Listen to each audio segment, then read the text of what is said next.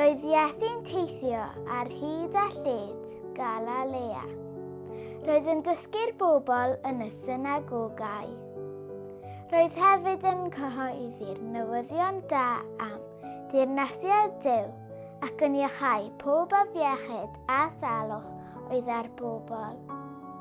Daeth Iesu'n enwog ac roedd pobl o bob man yn dod â phawb oedd yn sal ato. Pobl oedd yn dioddef o bob math o afiechydon. Rhai mewn poen, rhai yr oedd ysbryd drwg wedi gafael ynddynt, a rhai wedi ei parlysu.